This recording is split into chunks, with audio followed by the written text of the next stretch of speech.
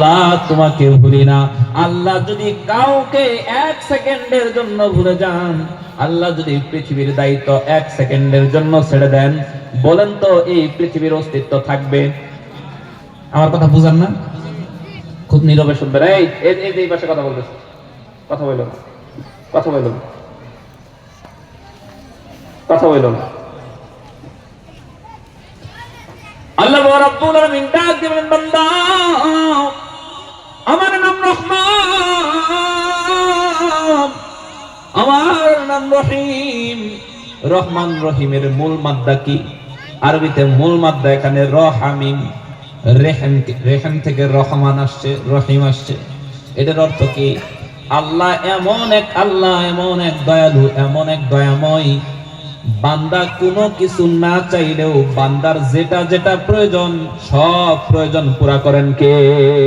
আরো জোরে বলতে হবে কে? আল্লাহ রাব্বুল আলামিন বলেন, হাল আতা আলাল ইনসানি হিনুম মিনাদ দাহরি লাম ইয়াকুন শাইয়ান মাযকুরা। বান্দারে, তুমি এক সময় কিচ্ছু ছিল না, তোমার মায়ের গর্ভে ছিলা, কেউ তোমাকে সাহায্য করার জন্য ছিল না। তখন আল্লাহ বলেন, যখন সেখানে তোমাকে সাহায্য করার কেউ ছিল না, তখনও 10 মাস 10 দিন মায়ের গর্ভে কে বাঁচায় রাখছে? জোরে বলতে হবে কে? আমাদের যুবকরা একটা গান গাইতো আগে, যখন তোমার কেউ ছিল না তখন ছিলাম আমি, এখন তোমার সব হয়েছে পর হয়েছি আমি। আল্লাহ রাব্বুল আলামিন ডাক দিয়ে বলেন, বান্দা ও বান্দা, তোমার মায়ের গর্ভে তোমার কেউ ছিল না, তুমি ভূমিষ্ঠ হওয়ার পরেও কয়েক মাস কয়েক বছর পর্যন্ত তোমার ভাষাও কেউ বুঝতো না। ও বান্দা, তখনও আমি আল্লাহ তোমাকে খাওয়াইছি, তোমাকে সহি সালামতে রেখেছি। ও বান্দা, যখন তুমি হাঁটতে শিখলা তখন তুমি আমার বিরুদ্ধে চলে যাও, তখন তুমি আমার কদমে সেজদা দাও না। ও বান্দা, তোমার চেয়ে নাফরমান আর কেউ হতে পারে না। আল্লাহ যখন আমাদেরকে বানাইতে চাইলেন, ফেরেশতারা ডাক দিল, আল্লাহ মানুষ বানানোর কি দরকার? মানুষ বানানোর দরকার নাই, আমরাই তো ইবাদত করার জন্য যথেষ্ট। দেখো দেখো তোমার আমার পক্ষ থেকে আল্লাহ কেমন ওকালতি করেছেন। আল্লাহ বলেন, ফেরেশতারা আমি যা জানি তোমরা তা জানো না, অতএব তোমরা চুপ থাকো, আমি আমার বান্দাদেরকে বানাইমু। সুবহানাল্লাহ। এই এখনো কথা বলতেছে, এখানে কোন একটা মুরব্বী বসে জানতো কেউ কথা বলবা? আমরা 4 পয়েন্টে আজকের কথা বুঝবো। 1 নাম্বার, পুরো পৃথিবী কে বানাইছে? আল্লাহ। ইমানি কথা, এগুলা এই কথা উত্তরের সাথে ইমানের নিসবত আছে, সম্পর্ক আছে, সেজন্য একটু আওয়াজ করে বলবেন, পৃথিবী কে বানাইছে? আল্লাহ। সব মাখলুক কে বানাইছে? আল্লাহ। আল্লাহ। সব মাখলুক বানাইছে একভাবে, মানুষ বানাইছে আরেক ভাবে। আল্লাহ রাব্বুল আলামিন ডাক দিবেন, বান্দা সূরা ইয়াসিন খুলে দেখো। আল্লাহ বলেন, ইন্নামা আমরুহু ইযা আরাদা শাইআন আন ইয়াকুলা লাহু কুন ফায়াকুন। আল্লাহু আকবার। আল্লাহ রাব্বুল আলামিন ডাক দিবেন, বান্দা আমি যখন কোনো কিছু বানাইতে চাই, আমি আল্লাহর বেশি কিছু করতে হয় না। আমি আল্লাহ শুধু বলি কুন ফায়াকুন, আমি আল্লাহ শুধু বলি হও, সাথে সাথেই হয়ে যায়। সুবহানাল্লাহ বলেন না? সুবহানাল্লাহ। ওই আসমান বানাইছি, ও আসমান হও, সাথে সাথে হয়ে গেছে। জমিন হও, সাথে সাথে হয়ে গেছে। চাঁদ সূর্য হও, সাথে সাথে হয়ে গেছে। সব আমি আমার আদেশ দ্বারা বানাইছি। আল্লাহ বলেন, আমি আমার আদেশ দ্বারা বানাইছি। মুফাসসিরিনগণ বলেন, আল্লাহ যত মাখলুক বানাইছে সব বানাইছে 6 দিনে। কয় দিনে? 6 দিনে। 6 দিনে। এই আয়াত থেকে আমরা 2টা অর্থ পাইলাম, ব্যাখ্যা পাইলাম। একটা হলো আল্লাহ সবকিছু নিজের আদেশ দ্বারা বানাইছে, আর মুফাসসিরিনগণ বলেন আল্লাহ সবকিছু কয় দিনে বানাইছে? 6 দিনে। আমার কথা বুঝেন আপনারা? জি। বুঝেন? আপনাদের ভাষার মধ্যে আর আমাদের আঞ্চলিক ভাষার মধ্যে অনেক পার্থক্য আছে, কিন্তু বইয়ের ভাষা, কিতাবের ভাষা, লিখনি ভাষা তো একই। কি বলেন? এক না? জি। সেক্ষেত্রে না বোঝার তো কোনো কারণ দেখি না, একটু কথা বলবেন। আল্লাহ রাব্বুল আলামিন ডাক দিলেন, বান্দা সব কিছুকে আমি আমার আদেশ দ্বারা বানাইলাম, সব কিছুকে 6 দিনে বানাইলাম। বান্দারে, তুমি মানুষকে আমি আল্লাহ আমার আদেশ দ্বারা বানাই নাই, তুমি মানুষকে আমি আল্লাহ এত কম সময় 6 দিন দিয়ে বানাই নাই। ও বান্দা ও বান্দা খলাকতু বিয়াদাইয়া, বান্দা রে আমি আল্লাহ তুমি মানুষকে আমার নিজ কুদরতি হাত দ্বারা বানাইছি। জোরে বলেন সুবহানাল্লাহ। কেমনে কেমনে ফেরেশতারা আল্লাহকে ডাক দিবে, আল্লাহ ও মালিক আপনি বলেছেন মানুষ বানাইবেন, কিভাবে বানাইবেন, কেমনে বানাইবেন একটু বলুন। আল্লাহ ডাক দিলে ফেরেশতারা যাও, লৌহে মাহফুজে একটা কাঠ আছে, ওই কাঠের মধ্যে মানুষের আকৃতি দেওয়া আছে, যেইভাবে দেওয়া আছে ওইভাবে বানাইবা। বুঝতেছেন আমার কথা? খুব খেয়াল করে শুনুন, খুব খেয়াল করে, এমনি তারা ডিস্টার্ব করতেছে, খুব খেয়াল করে। এবার ফেরেশতার কাছে যাওয়ার পরে দেখে লৌহে মাহফুজের কাঠের মধ্যে একটা মানুষের পা থেকে গলা পর্যন্ত বানানো, মুখের আকৃতি আর দেওয়া নাই। এবারে ফেরেশতারা আল্লাহকে ডাক দিল, আল্লাহ মুখের আকৃতি আর দেওয়া নাই, মুখ কিভাবে বানাইবো বলো, মুখমণ্ডল কিভাবে বানাইবো? আল্লাহ ডাক দিল, ফেরেশতারা এটা হতে পারে না, আমার যেই বান্দা যেই কপাল দিয়ে আমি আল্লাহর কদমে সিজদা করবে, যেই মুখ দিয়ে আমি আল্লাহকে আল্লাহ বলে ডাকবে, এই কপাল এই মুখ তোমরা বানাইবা হতে পারে না। খলাকতু বিয়াদাইয়া, আমি আল্লাহ আমার নিজ কুদরতি হাত দ্বারা আমার আদরের বান্দার মুখটা বানাইবো। সুবহানাল্লাহ বলো। আল্লাহ রাব্বুল আলামিন ডাক দিল, মানুষ তোকে আমি 6 দিনে বানাই নাই, তোকে আমি 6 মাসে বানাই নাই। মানুষ রে তোর মায়ের গর্ভে রেখে 10 মাস 10 দিন সময় নিয়ে প্রত্যেক 40 দিন পর পর আমি আল্লাহ তোর আকার আকৃতিকে ভিন্নতা এনে তোর আকার আকৃতি 40 দিন পর পর পরিবর্তন করে আমি আল্লাহ আমার মনের মতো করে তোরে বানাইছি। সুবহানাল্লাহ। আল্লাহ বলেন কোন মাখলুক বানানোর পরে আমি আল্লাহ সেদিকে ফিরে তাকায় দেখি নাই। ও মানুষ, কিন্তু তোকে বানানোর পরে আমি আল্লাহ বারবার দেখছি আমি আল্লাহ হাজার হাজার বছর পর্যন্ত তোর মূর্তিটা বানাইয়া আমার সামনে রেখে দিয়েছিলাম। তোর কোন জায়গায় সমস্যা, তোর কিতে সমস্যা, তোর কি লাগবে, আমি আল্লাহ হাজার হাজার বছর যাবত তোকে দেখছি। সুবহানাল্লাহ। এবার আল্লাহ রাব্বুল আলামিন মানুষ বানাইলেন, বানানোর পর ডাক দিল, মানুষ ও দুনিয়ার মানুষ, তোমাদের কাছে চট্টগ্রামের ওই সি বিচ সমুদ্র দেখতে বড় সুন্দর লাগে, সেজন্য আপনাদের তো কাছে, কিন্তু আমরা যারা দূরে আছি হাজার হাজার টাকা খরচ করে এগুলা দেখতে আসে কি আসে না? আসে। সমুদ্র সৈকত কক্সবাজার দেখার জন্য যায় কি যায় না? যায়। সিলেটের পাহাড়গুলা দেখার জন্য মানুষ যায় কি যায় না? যায়। সাজেক দেখার জন্য মানুষ বিভিন্ন দেশের বিভিন্ন জায়গা থেকে আসে কি আসে না? আসে। ওই খাগড়াছড়ি রাঙামাটি এগুলা ঘোরার জন্য মানুষ আসে কি আসে না? আসে। কেন আসে? সুন্দর লাগে, ঠিক না? হাজার হাজার টাকা খরচ করে আসে, কেন? সুন্দর লাগে। আল্লাহ রাব্বুল আলামিন ডাক দিলেন, বান্দা তোর কাছে ওই সাজেক সুন্দর, তোর কাছে সমুদ্র সৈকত সুন্দর রে, কিন্তু আমি আল্লাহ কোনটাকে সুন্দর বলি নাই। আল্লাহ বললেন আমি 4টা কসম খেয়ে বলি, বান্দা শুন। আল্লাহ বান্দাকে টার্গেট করে করে আল্লাহ বলতেছেন, ও বান্দা তুই শুন, ওয়াত্তিন ওয়াজাইতুন ওয়া তুরি সিনিন ওয়া হাযাল বালাদিল আমিন। আল্লাহ তাআলা 4টা কসম খেয়ে বলেন, বান্দা লাকাদ খালাকনাল ইনসানা ফি আহসানি তাকওয়িম। ও বান্দা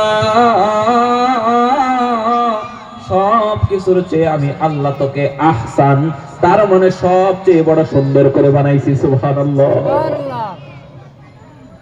ওই মাখলুক তোর কাছে সুন্দর লাগে না, আমি আল্লাহ 4টা কসম খেয়ে বললাম তোকে সবচেয়ে সুন্দর করে বানাইছি। এখন যারা আলেম আছে, যারা গ্রামার বুঝে, হাসান মানে সুন্দর, আল্লাহ তাআলা এখানে আহসান শব্দ ব্যবহার কেন করলেন? আল্লাহ এমন এক শব্দ এখানে ব্যবহার করেছেন, এমন এক সিগা, এমন এক ভাব থেকে নিয়ে আসছেন যেটাকে বলা হয় অধিক সুন্দর। বুঝেন নাই কথা? কাবির মানে বড়, আকবার মানে সবচেয়ে বড়, আল্লাহু আকবার। ওই রকম হাসান মানে সুন্দর, আল্লাহ এখানে আহসান ব্যবহার করলেন কেন? সবচেয়ে সুন্দর বলার কি দরকার ছিল? আল্লাহ তাআলা যদি বলতেন এই মানুষ সুন্দর, এটাই তো যথেষ্ট হয়ে যাইতো। আল্লাহ এখানে সবচেয়ে সুন্দর কেন বললেন? আল্লাহ রাব্বুল আলামিন জানেন, ও চট্টগ্রামের মিটিটের মানুষ, এই অঞ্চলের ভিতরে এমন মানুষ যার দুইটা চোখ নাই, আছে না নাই? এমন মানুষ যার দুইটা হাত নাই, আছে না নাই? এমন মানুষ যার দুইটা পা নাই, আছে না নাই? এই চৌরাস্তার মোড়ে মোড়ে বসে বসে ভিক্ষা করে, আছে না নাই? আছে। এবার যার দুইটা হাত নাই, যার দুইটা পা নাই, যার দুইটা চোখ নাই, যাকে আল্লাহ গরিব করে বানাইছে, সে এবার অভিযোগ করতে পারে, সে আল্লাহকে ডাকতে বলতে পারে, আল্লাহ ও মালিক, আমার ভাইকে তুমি সুন্দর করে বানাইছো, আমার চেহারাটা কালো করে বানাইছো। আল্লাহ, আমার ভাইয়ের দুইটা চোখ দিছো, আমাকে দুইটা চোখ দাও নাই। আমার ভাইয়ের দুইটা হাত দিছো, আমার দুইটা হাত দাও নাই। আমার ভাইয়ের দুইটা পা ঠিক আছে, কিন্তু আমার দুইটা পা নাই। আমার বাড়ির পাশে প্রতিবেশীর হাজার হাজার কোটি টাকা আছে, আমার কোনো টাকা পয়সা নাই। ও আল্লাহ, তাহলে কি তোমার ভালোবাসার মধ্যে কমতি হয়ে গেল নাকি? তাহলে কি তুমি আমাকে ভালোবাসো না? যার দুইটা হাত দিছো তাকেই কি বেশি ভালোবাসো? যার দুইটা চোখ দিছো তাকেই কি বেশি ভালোবাসো? আমাকে কি ভালোবাসো না? আল্লাহ ডাক দিল, বান্দা, তোর দুইটা চোখ না থাকতে পারে, তোর দুইটা পা না থাকতে পারে রে, তোর অর্থ সম্পদ, টাকা পয়সা, অর্থ কড়ি না থাকতে পারে, আহসানি তাকওয়িম, আহসানি তাকওয়িম, তুই মানুষ, আমি আল্লাহর কাছে সবচেয়ে সুন্দর। তুই মানুষ, আমি আল্লাহর কাছে আমার আরশের চেয়েও সুন্দর। সুবহানাল্লাহ। আল্লাহ রাব্বুল আলামিন ডাক দিলেন, বান্দা, তোকে আমি এত সুন্দর করে বানাইলাম, বান্দা রে, আমি আল্লাহ তোকে সুন্দর বলেছি, আমি নিজে কসম খেয়ে খেয়ে বলেছি। ও বান্দা, আমি আল্লাহ তোকে নিজ হাত দ্বারা বানাইলাম, আমি আল্লাহ তোকে এত সুন্দর করে বানাইলাম, তবুও 2 মিনিট সময় নিয়ে আমি আল্লাহকে ডাকার সময় তোর হয় না। একটু মুরাকাবায় বসে আল্লাহকে আল্লাহ বলে ডাকবি, আল্লাহকে স্মরণ করবি, এই সময় তোর হয় না। এখনো দেখেন হাজার হাজার মানুষ বাইরে আছে, মাহফিলে প্যান্ডেলে মাত্র কয়েকজন মানুষ। আল্লাহ তাদেরকেও বানাইছে, আপনাদেরকেও বানাইছে। তাদেরকে যদি বলেন আপনারা আল্লাহকে ভালোবাসেন কিনা, তারাও বলবে হ্যাঁ আল্লাহকে ভালোবাসি। আপনারাও বলবেন আল্লাহকে ভালোবাসি। কিন্তু তাদের আল্লাহ প্রীতি, আল্লাহ প্রেম আর আপনাদের আল্লাহ প্রেমের মধ্যে বেশ কম, আছে না নাই? বুঝেন নাই কথা? আছে। এই যে গেট থেকে এখনো সরেন নাই, একটু ভিতরে আসেন, খারাপ দেখা যাইতেছে। ভিতরে আসেন, বসেন, আসেন। তাহলে আমরা দুইটা জিনিস জানলাম। একটা হলো আল্লাহ তাআলা নিজ হাত দ্বারা বানাইছেন, দ্বিতীয় নম্বর আল্লাহ তাআলা বড় আদর করে বানাইছেন। এবার দেখেন আল্লাহ কি বলেন। আল্লাহ রাব্বুল আলামিন বলেন, বড় যত্নের সাথে বানাইলাম, বড় সুন্দর করে বানাইলাম। এবার আল্লাহ কি বলেন শুনেন। আল্লাহ ডাক দিয়ে বলেন, লা তাকনাতু মির রাহমাতিল্লাহ ফা ইন্নাল্লাহা ইয়াগফিরুয যুনুবা জামিআ। আল্লাহ বলেন, লা তাকনাতু মির রাহমাতিল্লাহ ইন্নাল্লাহা ইয়াগফিরুয যুনুবা জামিআ। আল্লাহ ডাক দিয়ে, বান্দারে, তোদেরকে যে আমি বানাইছি, একটা মানুষ 20 বছর ইবাদত করে না, আছে না নাই? 40 বছর ইবাদত করে না, আছে না নাই? 60 বছর নামাজ পড়ে না, এমন মানুষ আছে না নাই? এখন তাকে আপনি জাহান্নামী বলতে পারবেন না, কারণ আল্লাহ বলেছে, লা তাকনাতু মির রাহমাতিল্লাহ ইন্নাল্লাহা ইয়াগফিরুয যুনুবা জামিআ। তুই আমার রহমত থেকে নিরাশ হবি না, যত বছর গুনাহ করো না কেন, তুমি যদি আমি আল্লাহর কাছে আল্লাহ বলে একটা তওবাতুন নাসুহা করতে পারো, একটা তওবা যদি করতে পারো, বান্দারে, আমি আল্লাহ তোমার জীবনের সব গুনাহকে maaf করে দিব।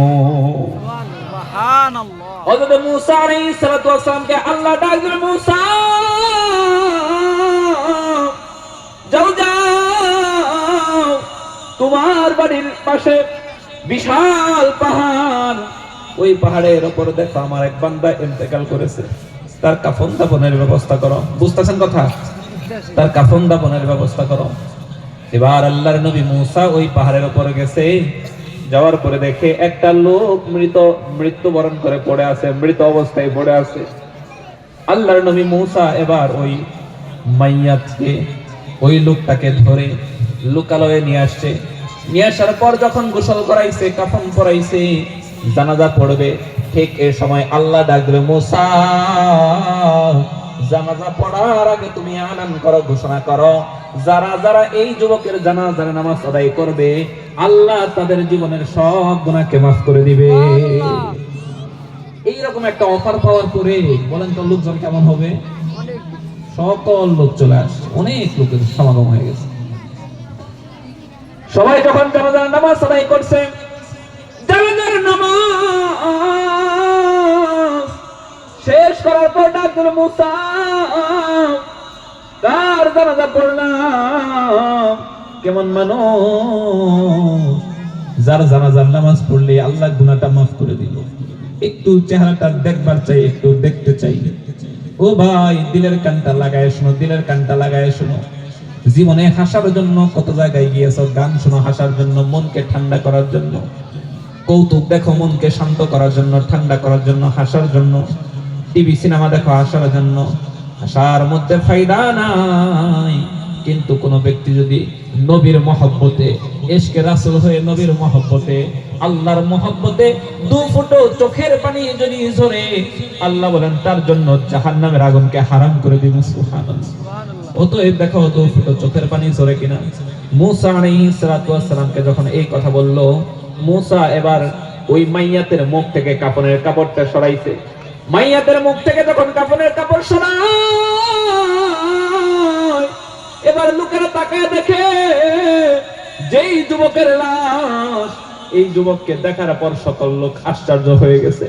আর ডাকবেন মুসা রে, এটা তো ওই যুবক যেই যুবককে আজ থেকে কয়েক মাস আগে আমরা আমাদের গ্রাম থেকে বের করে দিয়েছি। এমন কোনো অপরাধ নাই, হীন কোনো অপরাধ নাই যে অপরাধ এই যুবককে করে নাই। সব ধরনের অপরাধ করছে, সব ধরনের গুনাহ করছে, যার কারণে এই বান্দাকে আমরা এই গ্রাম থেকে বের করে দিয়েছি। বুঝতেছেন কথা? এখানে একটা লোক বসেন না, একটু দয়া করে, বেশি কথা বলতেছে এখানে। এই তোমরা কথা বলো না। এবার যখন বলতেছে গ্রাম থেকে বের করে দিয়েছি গুনার কারণে, এই লোকটা আবার এত ভালো কেমনে হইল জানা দরকার। এবার মুসা আল্লাহকে ডাক দিল, আল্লাহ, যেই লোকটা এত খারাপ ছিল, যেই লোকটা গুনার কারণে তার গ্রামের লোকেরা তাকে বের করে দিয়েছে, এই লোক এত ভালো কেমনে হইল? কিতাবের মধ্যে আসছে এই লোকের ব্যাপারে আল্লাহ ডাক দিল মুসা। মুসা তো সরাসরি আল্লাহর সাথে কথা বলেছে। আল্লাহ ডাক দিল, কালিম, শুনো, আমার এই বান্দার গুনার কারণে তার গ্রামবাসী বের করে দিয়েছে। বের করে দেওয়ার পরে এই বান্দা দৌড় দিয়ে তার বাবার কাছে গেছে। যাওয়ার পরে ডাক দিল, আব্বা, এই দুনিয়াতে তোমার চেয়ে বড় আপন কেউ নেই। বাবা গো, আমার জন্য তুমি কত কষ্ট করো, আমাকে লালন পালন করতে তোমার কত কষ্ট হয়। আব্বা, আব্বা গো, দেখো আজকে আমাকে গ্রামবাসী তাড়ায় দিছে, কোথায় যাবো, যাওয়ার তো জায়গা নাই। তোমার বুকে আমাকে একটু আশ্রয় দাও, আমি আর গুনাহ করব না। বাবে বলে, সন্তান, গ্রামবাসী তোকে বের করে দিয়েছে, আমি তো রাখতে পারবো না। আমি যদি রাখি আমার উপর চাপ আসবে, আমি রাখতে পারবো না, চলে যা। বাবা থেকে নিরাশ হয়ে এবার বান্দা চিন্তা করে কোথায় যাওয়া যায়। এবার সে চিন্তা করে, হ্যাঁ রে, দুনিয়াতে এমন একজন আছে, সবাই তাড়ায় দিলে মা কখনো সন্তানকে তাড়ায় দিতে পারে না। চলে গেছে মায়ের কাছে। যাওয়ার পরে মাকে ছড়ায় ধরছে, ডাক দিয়ে বললাম, মা, ও মা, কত কষ্ট সহ্য করেছো মাগো, আমাকে নিয়ে তুমি কত স্বপ্ন দেখেছো, কত কষ্ট করেছো মা। ও মা, দুনিয়াতে আসার পরে মানুষের সাথে মানুষের সম্পর্ক হয়, কিন্তু দুনিয়াতে আসার 10 মাস আগে থেকেই তো তোমাকে কষ্ট দেওয়া শুরু করেছি। তখনও তুমি আমাকে রাগান্বিত হয়ে কষ্ট পেয়ে আমি জন্মগ্রহণ করার পরে, ভূমিষ্ঠ হওয়ার পরে আঘাত করো নাই, মারো নাই। মাগো, তোমার চেয়ে বড় আপন কেউ হয় না, আজকে একটু বুকে আশ্রয় দাও, আমি কোথায় যাব বলো। মা ডাক দিল, সন্তান, আমার গ্রামবাসী বের করে দিছে রে, তোমার বাবাও তোমাকে তাড়ায় দিছে, আমি যদি আশ্রয় দেই তাহলে আমাকেও তো বের করে দিবে।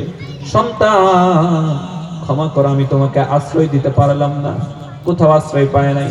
এবার যুবক চিন্তা করে, হাই রে, যাই কোথায়, কোথায় যাই, লোকালয়ে তো জায়গা নাই। দৌড়ে চলে গেছে একটা পাহাড়ের উপর। পাহাড়ের উপর উঠছে, উঠার উপরে আল্লাহকে একটা ডাক দিছে, আল্লাহ। একবার ডাক দেন না আল্লাহ, আরো জোরে একবার ডাক দেন না আল্লাহ। আল্লাহকে ডাক দিল আল্লাহ।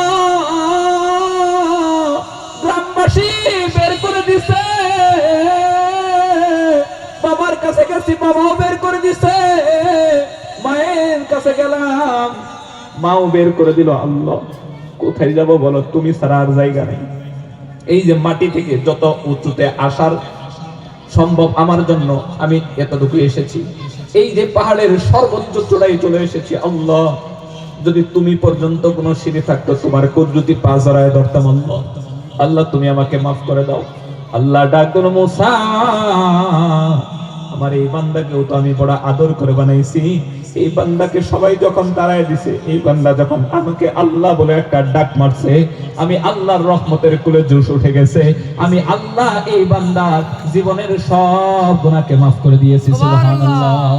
ও মধুর নামটি নিলে এর হৃদয় হাসে, ও মধুর নামে সুখে মেয়ে আসে। কথা বলেন ঠিক কিনা?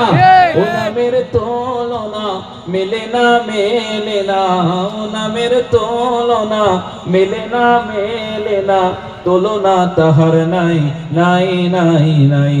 এসো না আল্লাহর নামে গান গাই, এসো না মন প্রাণ জোড়াই, এসো না মন প্রাণ জোড়াই। আল্লাহু আকবার বলো, আল্লাহু আকবার। সবাই আল্লাহু আকবার বলো, সবাই আল্লাহু আকবার বলো, আল্লাহু আকবার, আল্লাহু আকবার বলো। যে নামে ইব্রাহিমের আগুন হইল পানি, ডাকার মতো ডাকলে আজ সারা দেবেন তিনি রে মন, সারা দেবেন তিনি। ঠিক কিনা? ও মধুর নামটি মিটাই মনের যত জ্বালা, ও নামের পড়ো গলেতে মালা।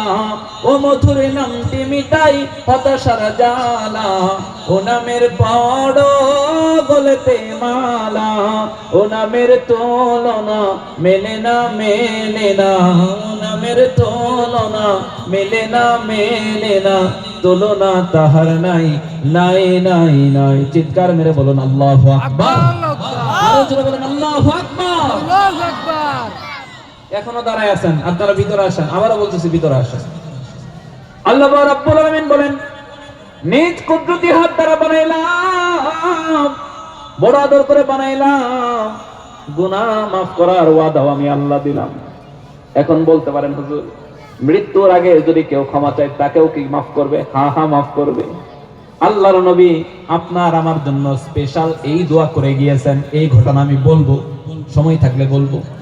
এমন এক নবী পেয়েছি যেই নবীর পরিচয় আমি কিছু দেব আপনাদেরকে। এমন এক নবী পেয়েছি যেই নবীর উম্মত হওয়ার জন্য অন্যান্য নবীরা পর্যন্ত আল্লাহর কাছে দরখাস্ত করত। সুবহানাল্লাহ বলেন। আর আল্লাহ তাআলা বিনা দরখাস্তে আল্লাহ তাআলা এই রাসূলের, এমন রাসূলের, আল্লাহু আকবার, এমন রাসূল যেই রাসূল নিজের কোনো চিন্তা করেন না, নিজের আত্মীয় স্বজনের চিন্তা করেন না, মৃত্যুর সময় পর্যন্ত নবীর চোখে পানি। জিবরাইল বলেছে, ইয়া রাসূলুল্লাহ কাঁদেন কেন, কাঁদেন কেন? রাসূল তখন ফাতেমার কথা বললেন না, রাসূল তখন হাসান হুসাইনের কথা বললেন না, রাসূল নিজের কথা বললেন না, আবু বকরের কথা বললেন না। রাসূল বললেন যে আমি যতদিন দুনিয়াতে ছিলাম আল্লাহ তো আযাব দেন নাই আমার কারণে। আমি যদি চলে যাই আমার উম্মতের উপর তো আল্লাহর আযাব চলে আসবে, আমার উম্মতকে কে জড়ায় ধরে রাখবে? তখন আল্লাহ বলেছিলেন, বন্ধু আপনি যে উম্মতের জন্য কত পাগল এটা তো আমি জানি, আপনার উম্মতের দায়িত্ব আমি আল্লাহ নিজে নিয়ে নিলাম। সুবহানাল্লাহ। আপনাকে না জানাইয়া, আপনাকে না দেখাইয়া আপনার একটা উম্মতকেও জান্নাতে দিব, জাহান্নামে দিব। সুবহানাল্লাহ। এমন এক রাসূল পাইছি, বলবো আমি রাসূলের পরিচয় দেব। আল্লাহ রাব্বুল আলামিন ডাক দিলেন, বান্দা তোকে ক্ষমা করার স্পেশাল অফার আমি আল্লাহ দিয়েছি। সূরা নূহ, সরাসরি কোরআন থেকে বলছি। সূরা নূহের তাফসীরের মধ্যে আসছে, আল্লাহ যখন নূহ আলাইহিস সালাতু ওয়াস সালামের বদদুয়ার কারণে যখন পুরা পৃথিবীকে ধ্বংস করে দিল, ঘটনা জানেন না আপনারা? ঘটনা বলার উদ্দেশ্য না, শুধুমাত্র বোঝানোর জন্য বলতেছি। নূহ আলাইহিস সালাম বললেন, আল্লাহ 900 বছরের অধিক সময় দাওয়াত দিলাম, কেউ দাওয়াত কবুল করে না, ধ্বংস করে দাও। আল্লাহ ধ্বংস করে দিলেন। ধ্বংস করে দেওয়ার পরে এখানে বিশাল তাফসীর আছে, আলোচনা করতে গেলে কয়েক ঘন্টা সময়ের প্রয়োজন। আমি সেদিকে যাচ্ছি না, শুধুমাত্র আমার মূল পয়েন্ট যেটা, এটা বইলে আমি সামনের দিকে চলে যাব। আল্লাহ পাক রব্বুল আলামিন যখন সব ধ্বংস করে দিল, কেমন ধ্বংস? পুরো পৃথিবীকে ধ্বংস করে দিল। আদম আলাইহিস সালাতু ওয়াস সালামের পরে নূহ আলাইহিস সালাতু ওয়াস সালামকে দ্বিতীয় আদম বলা হয়। দ্বিতীয় আদম কেন বলা হয়? আদম আলাইহিস সালাতু ওয়াস সালামকে যেমন সৃষ্টি করার আগে পৃথিবীর কোনো অস্তিত্ব ছিল না, মানে আল্লাহ আর কাউকে সৃষ্টি করেন নাই, তেমনি ভাবে নূহ আলাইহিস সালাতু ওয়াস সালামের বদদুয়ার কারণে আল্লাহ পৃথিবীকে এমন ভাবে ধ্বংস করে দিয়েছিলেন, তাবাহ করে দিয়েছিলেন, পৃথিবীর কোনো অস্তিত্ব ছিল না। এবার যখন ধ্বংস করে দিল, আল্লাহ ডাক দিলেন, নূহ, তোমার বদদুয়ার কারণে আমি এবার সবাইকে ধ্বংস করে দিয়েছি, তোমার দোয়া কবুল করেছি। এবার আমি তোমাকে কিছু আদেশ করি, তুমি শোনো। নূহ আলাইহিস সালাতু ওয়াস সালাম বলেন, আল্লাহ বলেন। আল্লাহ ডাক দিয়ে বলেন, কাদা সংগ্রহ করো। কাদা চিনেন আপনারা? জি। কাদা চিনেন? চিনি। আমরা প্যাক বলি, আপনারা কি বলেন? কাদা বলেন? জি। কাদা বলেন। এই কাদা সংগ্রহ করো। সংগ্রহ করছে। ছোট্ট ছোট্ট বাচ্চারা কাদা দিয়ে হাড়ি বাতিল বানায় না? বানায় না? বানায়। এবার আল্লাহ রাব্বুল আলামিন ডাক দিলেন, নূরে, এই কাদা দিয়ে হাড়ি বাতিল বানাও। বানাইছে। আল্লাহ বলেন, এটাকে রং করো, সুন্দর করে রং করো। ঘষে ঘষে সুন্দর করে সোজা করে তারপরে রং করেছে। আল্লাহ বলেন, রোদ্রে শুকাও। রোদ্রে শুকাইছে। ঢেকে রাখো, বৃষ্টিতে যেন না ভিজে। বৃষ্টিতে ঢেকে রাখছে। সব কমপ্লিট। এবার আল্লাহ ডাকলেন, নূরে, সব করলা, এবার একটা লাঠি নাও। লাঠি নিছে, এবার ভাঙতে শুরু করো। নূহ আলাইহিস সালাতু ওয়াস সালাম হাতের লাঠি দিয়ে ভাঙে, আর চোখ দিয়ে টপ টপ টপ টপ করে পানি ঝরে, টপ টপ করে পানি ঝরে। আল্লাহ ডাকলেন, নূরে, কেন কান্দো? কেন কান্দো? কোন জিনিস তোমাকে কাঁদায়? কোন মায়া তোমাকে কান্দায়? নূরে, বলো বলো, আমাকে বলো। নূহ আলাইহিস সালাতু ওয়াস সালাম বলেন, আল্লাহ, কাদা সংগ্রহ করতে বললা, এটাকে সুন্দর করে বানাইতে বললা, রোদ্রে শুকাইতে বললা, রং করতে বললা, বৃষ্টিতে না ভিজে সেজন্য ঢেকে রাখতে বললা। ও আল্লাহ, এত সুন্দর করে বানাইলাম, বানানোর পরে এটাকে আবার ভাঙতে কেন বলতেছ? বানাইতে কেন বললা, আবার ভাঙতেই বা কেন বলতেছ? বড় আদর করে বানাইছিলাম, বড় কষ্ট হচ্ছে। আল্লাহ ডাক দিলেন, নূহ রে, এগুলা যে বানাইছো হাত পা দিছিলা নাকি? কয় না। কয় এর ভিতরে কি প্রাণ দিছো নাকি? কয় না। কয় যখন তুমি ভাঙতেছিলা এগুলা কি দৌড়াইছে নাকি? কয় না। কয় যখন তুমি ভাঙতেছিলা তখন কি কেউ কেঁদেছে নাকি? কয় না। কয় কেউ কি দৌড়ে পালাইতে শুরু করছে? কয় না। কয় কেউ কাউকে জড়ায় ধরছে? কয় না।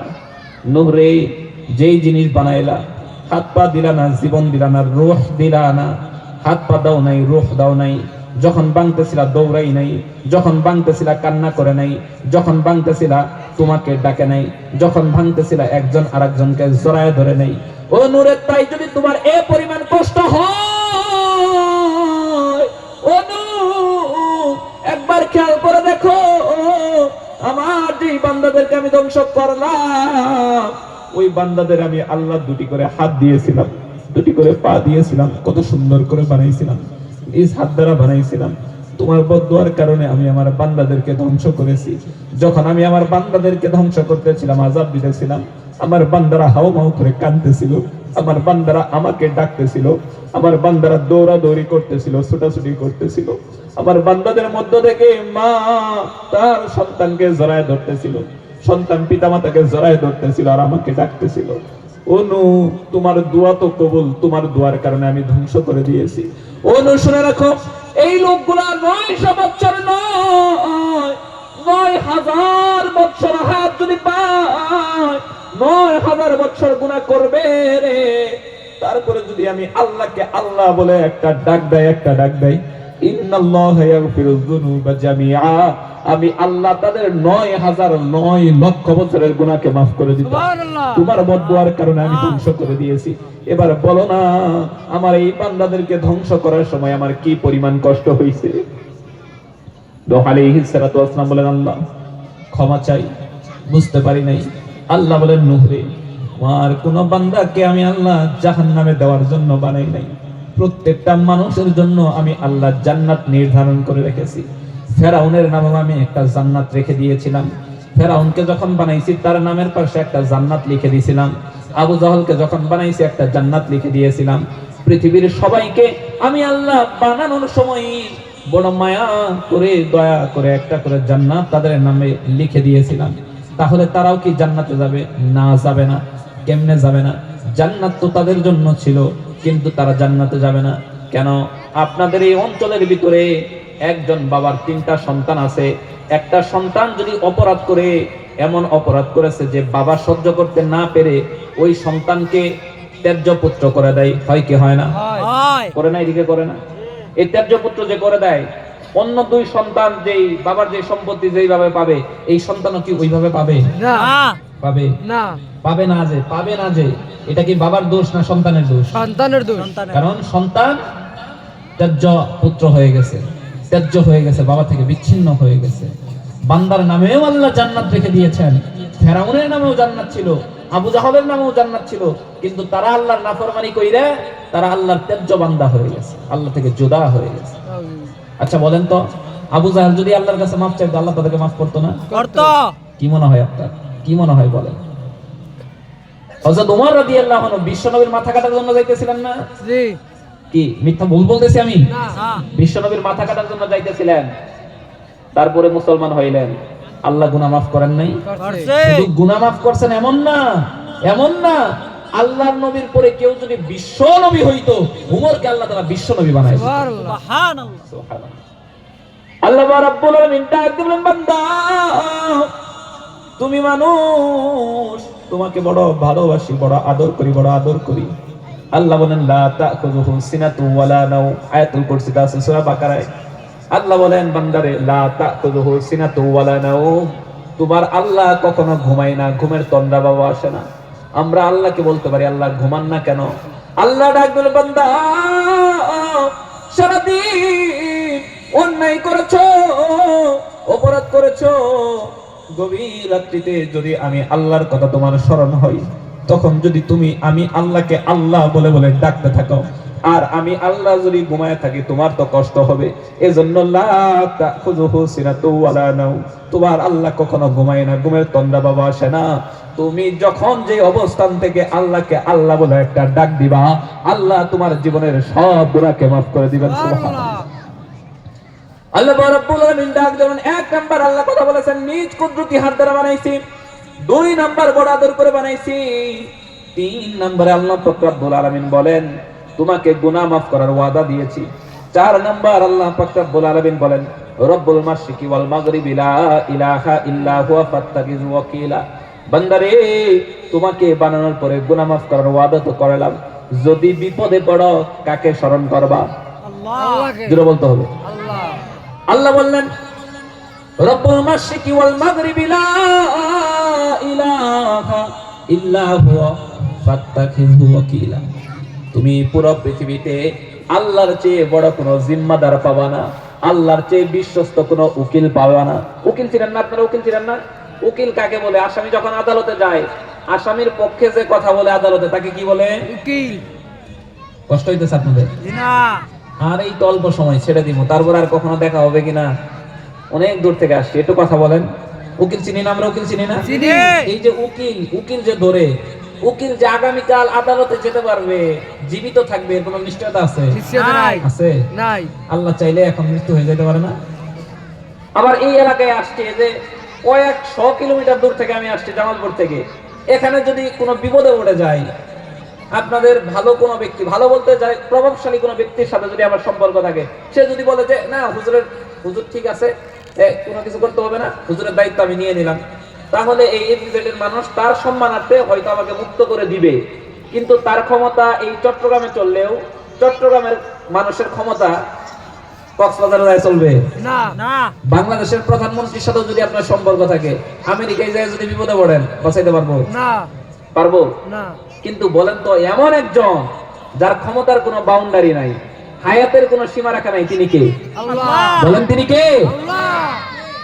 আল্লাহ বলেন ওয়া হুয়া আলা কুল্লি শাইইন কাদির, আল্লাহর ক্ষমতার কোনো বাউন্ডারি নেই। আল্লাহ বলেন আনা আল হাই, আমার কখনো মৃত্যু হবে না। অতএব তোমরা যদি জিম্মাদার কাউকে বানাইতে চাও, তোমরা যদি উকিল কাউকে বানাইতে চাও, আমি আল্লাহকে বানাও। আমি আশ্চর্য একটা ঘটনা শোনাবো আপনাদেরকে। হযরত ওমর রাদিয়াল্লাহু আনহুর জামানার ঘটনা। ওমর রাদিয়াল্লাহু আনহু তখন আমিরুল মুমিনিন। এমন সময় এক লোক গেছে ওমর রাদিয়াল্লাহু আনহুর কাছে, সাথে ছিল তার ছোট্ট বাচ্চা।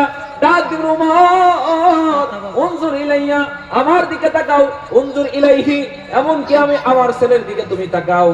এই ছেলে কিন্তু 8-10টা সাধারণ ছেলের মতো ছেলে না, এটা কিন্তু একটা অসাধারণ বাচ্চা, যে আল্লাহর কুদরতে তার মা মৃত্যুবরণ করার কয়েক মাস পরে কবরে জীবিত বের হয়েছে। সুবহানাল্লাহ। মেডিকেল সায়েন্স কি বলে যে একটা লোক যদি মারা যায়, মা যদি মারা যায়, তার পেট থেকে 1 ঘন্টা করে জীবিত বাচ্চা বের হয়েছে। এটা কি সম্ভব? না। সম্ভব না, আদৌ সম্ভব? কখনোই সম্ভব না। কিন্তু বলেন তো, আল্লাহ যদি চান সম্ভব। আল্লাহ যদি চান সম্ভব।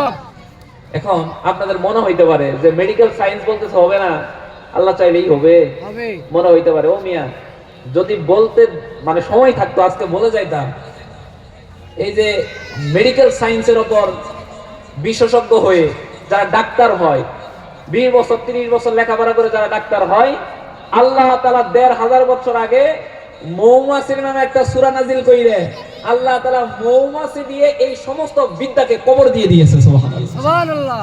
মানে তুমি 30 বছর শিখে মানে পড়ে যেটা শিখবা, আল্লাহ বলেন আমি ওই ছোট্ট মৌমাছির ভিতরে ওই গুণ তুমি লেখাপড়া করার অনেক আগে আমি আল্লাহ তাকে দিয়ে দিয়েছি। সুবহানাল্লাহ বলেন। কেমিস্ট্রিতে আমরা লেখাপড়া করি, এই বিদ্যা অর্জন করতে 20-30 বছর লাগে, আল্লাহ বলেন এটাও আমি ওই মৌমাছিকে দিয়েছি। সুবহানাল্লাহ বলেন। মৌমাছির নামে একটা সূরা আছে, ওই সূরার তরজমাটা বলেন, তাফসীরে বলার দরকার নাই, বাংলা তরজমা বলেন, সব পেয়ে যাবেন। আল্লাহ বলেন মেরিন বায়োলজির জ্ঞান তোমাদের শিখতে কত কষ্ট হয়, এই মেরিন বায়োলজির জ্ঞান আমি আল্লাহ তাআলা মৌমাছির ভিতরে দিয়ে দিয়েছি। ইঞ্জিনিয়ারিং টেকনোলজি, এই ব্যাপারে তোমরা শিক্ষিত হওয়ার জন্য কত বছর লেখাপড়া করো, আমি আল্লাহ সেটাও ওই মৌমাছিকে দিয়ে দিয়েছি। সুবহানাল্লাহ বলেন। সুবহানাল্লাহ। সংক্ষেপে বলবো কি একটু বলেন। শুনেন, কেমিস্ট্রি এটা কিভাবে আমরা ই করি যে একটা জিনিসকে মানে লম্বা একটা জিনিস কিভাবে বাতাস আইলেও যেন জুইলে না পড়ে, মানে হেলে দুলে কিন্তু পড়বে না, এরকম যেন হয়। এই গাছটা ভূমিকম্প হয়েছে, জানেন কি আপনারা? বিশাল ভূমিকম্প হয়েছে। এখন এই বিশেষজ্ঞরা পৃথিবীর পরাশক্তি এরা বিল্ডিং বানায়, কয় আমরা এমন বিল্ডিং বানাবো এটা হেলবে দুলবে কিন্তু ভাঙবে না। কিন্তু তারপরেও ভাঙে কিনা বলেন? বলেন ভাঙে কিনা? আল্লাহ বলেন এই জ্ঞান তো আমি ওই মৌমাছির ভিতরে 1500 বছর আগেই দিয়েছি। কেমন? কয় তুমি নেপালে যাও, বিভিন্ন পাহাড়ে দেখো ওই মৌমাছি যে বাসা বানায় যেটার ভিতরে মধু থাকে, দেখবেন এই যে আমরা যেটা দেখি লোকালয়ে যেগুলা হয়, এগুলা তো হয় আপনার ছোট, 5-7 কেজি 10 কেজি মধু থাকে। আর যেগুলা পাহাড়ে হয় এগুলা একটা চাকের ভিতরে 30-35 কেজি পর্যন্ত মধু থাকে। আর 30-35 কেজি মধু নিয়ে এটা হেলতে থাকে, দুলতে থাকে, জ্বর তুফানে হেলে দুলে কিন্তু ভেঙে পড়ে না। আল্লাহ বলেন 30 বছর লেখাপড়া কইরে যেই বিষয়ে তোমরা সবাই চেষ্টা করেও ব্যর্থ হও, আমি আল্লাহ 1500 বছর আগে ওই মৌমাছির ভিতরে এই জ্ঞান ঢুকাই দিয়েছি। সুবহানাল্লাহ। মেরিন বায়োলজিতে দেখো, এই যে সাগর পারে দেখবেন জাহাজ, ছোট ছোট জাহাজ, ওইটার লাইট থাকে, কিন্তু যেটা বিশাল জাহাজ, বিভিন্ন মালবাহী জাহাজ, এগুলা যখন পৃথিবীর এক প্রান্ত থেকে আরেক প্রান্তে যায়, এগুলা লাইট থাকে না। কেন থাকে না বলেন তো? একজন বুদ্ধিমান থাকলে বলেন তো যে কেন থাকে না? বুদ্ধিমান তো সবাই, এই বিষয়ে জ্ঞানী থাকলে কেউ একজন বলেন ওই জাহাজগুলা লাইট থাকে না কেন? বলতে পারবেন কেউ? ও মিয়া, লাইট থেকে কি হবে? যেদিকে তাকাবে শুধু পানি আর পানি, ওখানে লাইট দিয়ে আর কাজ হয় না, ওখানে কম্পিউটার লাগে। কম্পিউটার টিপে টিপে তারা শনাক্ত করে কোন রাস্তাটা আমাদের জন্য সেফ, কোনটা ডেঞ্জারাস, ওই ডেঞ্জারাস রাস্তায় যাওয়া যাবে না। তখন ওই লাইটের কাজ আর থাকে না, কম্পিউটারের কাজ ওখানে শুরু হয়ে যায়। এই জন্য এক একটা বড় জাহাজের ভিতরে 20 জন, 30 জন, 40 জন, 50 জন পর্যন্ত মেরিন বায়োলজিতে যারা একেবারে বিশেষজ্ঞ, এদেরকে রাখে। কেন? আমরা যেন দিক না হারায় যাই, যেন সঠিক দিকে যাইতে পারি। 50টা রাইখে দেয়, তোমরা এই কম্পিউটার সবকিছু থাকলো, এটা টিপে টিপে আমাদেরকে সঠিক রাস্তায় নিয়ে যাবা। আল্লাহ বলেন ও মিয়া, 30 বছর লেখাপড়া কইরে 50 জন বিশেষজ্ঞ দিয়ে তারপরেও কত জাহাজ যায় বারমুডা ট্রায়াঙ্গেলে যায় তাল মারে, আইসবার্গের সাথে যায় তাল মারে, বিভিন্ন জায়গায় তাল মাইরে মাঝখান দিয়ে বাইকে যায় কি যায় না? আল্লাহ বলেন মৌমাছিকে আমি আল্লাহ এমন জ্ঞান দিয়েছি, ওই মৌমাছি সকালবেলা মধু সংগ্রহের জন্য বের হয়ে যায়, সন্ধ্যাবেলায় আপনাদের চট্টগ্রামের ইপিজেডে কারোর বাড়িতে এসে কোনোদিন বলছে, ও মিয়া আমি তো সকালবেলা বের হয়েছিলাম মধু সংগ্রহ করার জন্য, আমার বাসাটা চিনতেছি না, আমাকে একটু আগাই দিয়ে আসো, বলছে কেউ? পুরো মৌমাছি বলছে? আল্লাহ বলেন এই বিষয়ে জ্ঞান ১৫০০ বছর আগে ছোট্ট মৌমাছির ভিতরে আমি আল্লাহ দিয়েছি। শুনে রাখো, শুনে রাখো, আল্লাহর দেখানো পথ অনুসারে সকালবেলা মৌমাছিগুলা বের হয়ে যায়, শত শত কিলোমিটার দূরে চলে গেলেও মৌমাছিকে কারোর পথ দেখায় দিতে হয় না, সন্ধ্যা হলে একেবারে নিচ থেকেই ঠিকই তার বাসায় এসে উপস্থিত হয়ে যায়। সুবহানাল্লাহ। কে দিয়েছেন এটা? আল্লাহ। কোরআনের তরজমা পড়লেই এটা পাবেন, বিস্তারিত পড়া লাগবে না, তাফসীর করা লাগবে না। তারপরে ইঞ্জিনিয়ারিং টেকনোলজি, বাড়ি বানাইতে ইঞ্জিনিয়ার খুঁজি আমরা, যে একটু আমাদেরকে একটু নকশা আঁকায় দেন কিভাবে আমরা বাড়ি বানাইতে পারি। আল্লাহ বলেন তারপরেও এক বাড়ির দেখা গেছে পিলার দিবে এক জায়গায় আর এক জায়গায় দিয়ে ফেলে, এক রুম হয় এক রকম, আরেক রুম হয় আরেক রকম, হয় কি হয় না?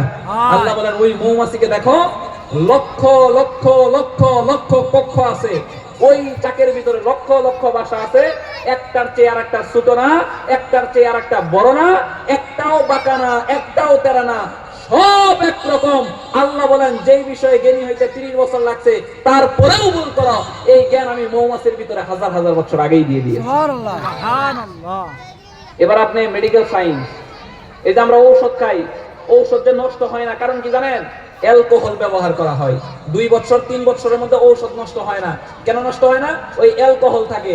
এই বিজ্ঞানীরা বলে, মেডিকেল সায়েন্স এরা মানে গবেষণা করে দেখছে, কোন মধু মানে যেটা একেবারে খাঁটি পিওর মধু, কোনো ভেজাল ঢুকে নাই, এমন মধু যদি ঔষধের ভিতরে দিয়ে দেওয়া হয়, তাইলে এই আমরা যে অ্যালকোহল দিয়ে 2-4 বছর ঠিক রাখি, এটা তো সাময়িক 2-4 বছরের জন্য, আর একেবারে খাঁটি মধু যদি ঔষধের সাথে লাগাই দেওয়া হয়, শত শত বছর চলে যাবে, ওই ঔষধের কিছু হবে না। সুবহানাল্লাহ বলেন।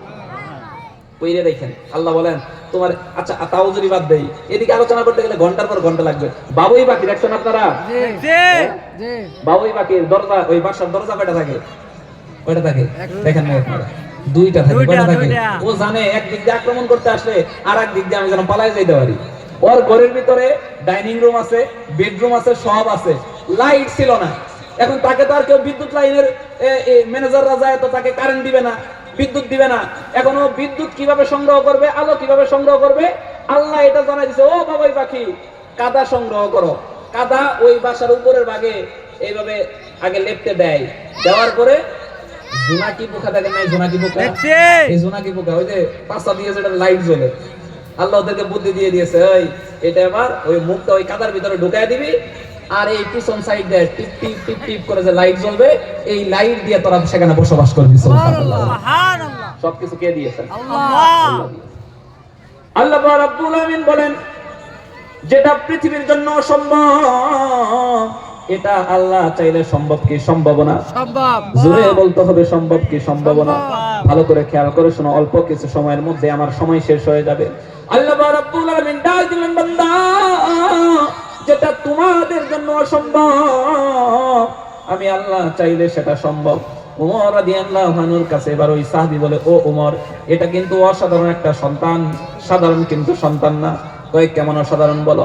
এবার ডাক দিল, ওমর আজ থেকে কয়েক বছর আগে যুদ্ধের ময়দানে যাব, আমি আমার বিবিকে বলেছি, ও বিবি যুদ্ধের ময়দানে যাব, আমাকে বিদায় দাও, যুদ্ধের ময়দানে যাব। বিবি ডাক দিল, স্বামী স্বামী গো, তুমি সারা দুনিয়াতে আপনার কেউ নাই, আমার পেটে তোমার বাচ্চা, আমি তো গর্ভবতী, তুমি যদি চলে যাও, আমার যখন সন্তান প্রসব হবে, সময় যখন ঘনিয়ে আসবে, তখন যদি আমার কোনো বিপদ হয়, আমার পাশে কে থাকবে? ও স্বামী আপনি জানবার নেই, কিন্তু শুনেন আমার বড় ভয় হয়, আমার যদি কিছু হয়ে যায়, আমার পাশে থাকার মতো তো কেউ নাই। এবার স্বামী ডাক দিলে, বিবি ও বিবি, আমি যদি এখানে থাকি, আমার আল্লাহ যদি আমার সন্তানকে ক্ষতি করতে চান, আমি এখানে থেকেও ভালো রাখতে পারবো না। কথা বলেন ঠিক কিনা? আর আমি যদি এখান থেকে চলেও যাই, আমার আল্লাহ যদি বাঁচাইতে চান, আমার সন্তানের ক্ষতি করবে এমন কোন পরাশক্তি দুনিয়াতে নাই। এই কথা বলে এবার স্বামী বিবির পেটের মধ্যে হাত দিছেন। বিবির পেটের মধ্যে যখন স্বামী হাত দিছে, দেওয়ার পর আল্লাহকে ডাক দিছে, আল্লাহ ও আল্লাহ, তোমার কাছে আমার এই সন্তানকে আমানত দিয়ে গেলাম। আল্লাহ, তুমি আমার সন্তানকে হেফাজত কইরো, আমি যুদ্ধের ময়দানে চলে গেলাম।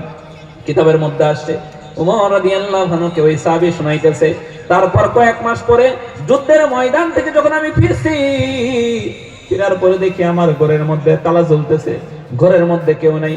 আমার প্রতিবেশীকে আমি জিজ্ঞাসা করলাম, ও প্রতিবেশী, আমার বিবি কোথায়? বিবিকে তো রেখে গেলাম, আমার বিবি কোথায়? আমার ঘরের মধ্যে কেন তালা ঝুলে? প্রতিবেশী ডাক দিল, ভাই তুমি যুদ্ধের ময়দানে যাওয়ার পরে কয়েকদিন পরেই তো তোমার বিবি ইন্তেকাল করেছে, আমরা তোমার বিবিকে দাফন করে এসেছি কবরস্থানে। এই কথা যখন শুনছে, ওই সাহাবী একটা চিৎকার মেরে জমিনের মধ্যে পড়ে গেছে আর আল্লাহকে ডাক দিয়ে বলে, আল্লাহ, পৃথিবীতে মানুষের মধ্যে এই বিবি ছাড়া আমার আপন বলতে আর কেউ ছিল না। তুমি আমার বিবিকেও নিয়ে গেলা, আমার সন্তান জন্ম নিবে, সন্তানকে নিয়ে কত স্বপ্ন দেখেছিলাম, আমার সন্তানকেও তুমি নিয়ে গেলা। আল্লাহ ও আল্লাহ, আমার তো আর কেউ রইল না। এই কথা বলতে বলতে লম্বা ঘটনার সংক্ষেপে বলি, ওই স্বামী রাত্রিবেলায় ঘুমায় গেছে। গভীর রাত্রিতে হঠাৎ করে বিবির কথা মনে হয়েছে, স্বপ্নে দেখে বিবিকে স্বপ্ন দেখে ঘুম ভেঙে গেছে, হাঁটি হাঁটি পা পা করে কবরস্থানে চলে গেছে। অমর করে কান্দে। কবরের পাশে যাওয়ার পরে দেখে যেই বিবি জীবনে কোনোদিন কোনো অন্যায় করে নাই, অপরাধ করে নাই, এই বিবির কবর থেকে আগুনের ধোঁয়া বের হইতেছে। নাউজুবিল্লাহ। এই ঘটনা যখন দেখছে আশ্চর্য হয়ে গেছে। আমার বিবি অত্যন্ত সৎ মানুষ ছিলেন, সৎ মহিলা ছিলেন, আমার বিবির কবর থেকে কেন আগুনের ধোঁয়া বের হয় দেখা দরকার। হাঁটি পা পা করে কবরের একেবারে কিনারায় গিয়ে দাঁড়াইছে। দাঁড়ানোর পরে কবর খনন করা শুরু করছে। মাটি পাথর যখন সরাই, কিতাবের মধ্যে আসছে ওই সাহাবী যখন মাটি পাথর সরায়, তার জীবনে দুনিয়ার মানুষ, আমি যখন মাটি পাথর যখন সরাইছি, সরানোর পরে দেখি আমার বিবি কবরের মধ্যে বসা আছে। সুবহানাল্লাহ। আর আমার বিবির কুলের মধ্যে আমার এই সন্তান শুয়ে শুয়ে দুধ পান করতেছে। সুবহানাল্লাহ। ডাক বলে, বিবি কেমনে সম্ভব, কিভাবে সম্ভব? তুমি তো ইন্তেকাল করেছো। বিবি ডাক বলে, স্বামী আমি তো ইন্তেকাল করেছি, হায়াত তো শেষ। মানুষের হায়াত যখন শেষ হয়ে যাবে, মানুষ তো মারা যাবে, এটাই তো স্বাভাবিক। কিন্তু তুমি যুদ্ধের ময়দানে যাওয়ার সময় আমার এই সন্তানকে আল্লাহর কাছে জিম্মাদারিত্ব দিয়ে গিয়েছিলা, যার কারণে আমার হায়াত শেষ হয়ে যাওয়ার পরেও আমার গর্ভ থেকে আল্লাহর কাছে তোমার দেওয়া আমানত আল্লাহ তাআলা কবরের মধ্যেই জীবিত প্রসব করাইছে। সুবহানাল্লাহ। আল্লাহর নবী ডাক বলে, দুনিয়ার মানুষ, কোন ব্যক্তি যদি আল্লাহর উপর ভরসা স্থাপন করে, আল্লাহ বলেন আমি তোমাকে চার ভাবে অনুগ্রহ করলাম, রহম করলাম, দয়া করলাম। এক নাম্বার, তোমাকে আমার নিজ হাত দ্বারা বানাইছি, কুদরতি হাত দ্বারা বানাইছি। দুই নাম্বার, সবচেয়ে সুন্দর করে বানাইছি। তিন নাম্বার, গুনাহ মাফ করার ওয়াদা দিয়েছি। চার নাম্বার, বিপদে পড়লে আমি আল্লাহকে ডাকবা, তোমাকে বিপদ থেকে উদ্ধার করার দায়িত্ব আমি আল্লাহ নিয়েছি। সুবহানাল্লাহ। আল্লাহ বলেন আমি তোমার কাছ থেকে আমি তোমাকে চারটা দিয়েছি, এবার তোমার কাছ থেকে আমি আল্লাহ চারটা জিনিস চাই। কয়টা জিনিস বলেন? চারটা। রাগ হয়ে গেছে না? এখন রাগ হয়ে গেছে? এখনো ভালো লাগতেছে না? আর অল্প সময়, আপনারা না চাইলেও, চান আর না চান, আমার সময় যখন কিছুক্ষণ পরে শেষ হয়ে যাবে, আমাকে উঠাই দেওয়া হবে, আমি চলে যাব। একটু যেই সময় আসি, অল্প কিছু সময়, এই সময়টা একটু বোঝার চেষ্টা করেন। আল্লাহ বলতেছেন তোমার উপর চার ভাবে দয়া করলাম, রহম করলাম, এখন তোমার কাছ থেকে আমার কিছু চাওয়া আছে। বলেন তো, আল্লাহ এত কিছু দেওয়ার পরে আল্লাহ যদি আপনার আর আমার কাছে কিছু চান, এই অধিকার আল্লাহর জন্য আছে না নাই? আছে না নাই? আছে। একটা মাত্র বলবো, চারটা বলার সময় নাই, একটা বলবো, তারপরে রাসূলের কিছু পরিচয় দিব। আমার নবীর কথা আমি যদি না বলি, আমার নবীর কথা আমি যদি আপনার সামনে না বলি, যদি উপস্থাপন না করি, কেমন যেন আমার কাছে বেইনসাফি মনে হইতেছে। আল্লাহর নবীর জন্যই তো আমরা এত কিছু পাইলাম। এবার আল্লাহ কি চান এটা আগে আমরা দেখি। আল্লাহ রাব্বুল আলামিন ডাক দিলেন, ওয়াল আসর, সময়ের কসম। আল্লাহ তাআলা প্রথমে এই সময়ের কসম খাইলেন।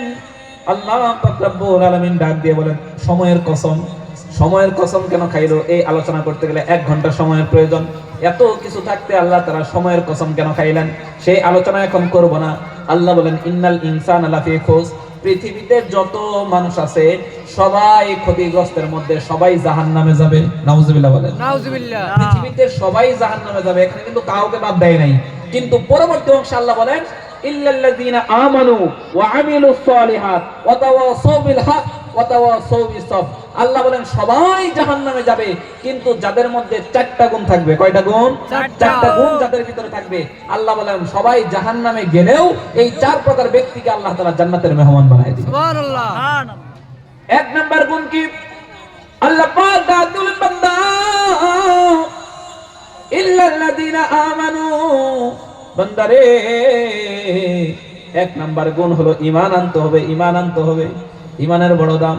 এখন বলতে পারেন যে কোন ঈমান হুজুর? আমরাও তো ঈমান আনছি, লা ইলাহা ইল্লাল্লাহু মুহাম্মাদুর রাসূলুল্লাহ পড়ছি, ঈমানদার হয়ে গেছি। আল্লাহ বলেন না, আমিনু কামা আমানান নাস, ঈমান আনো তাদের মতো।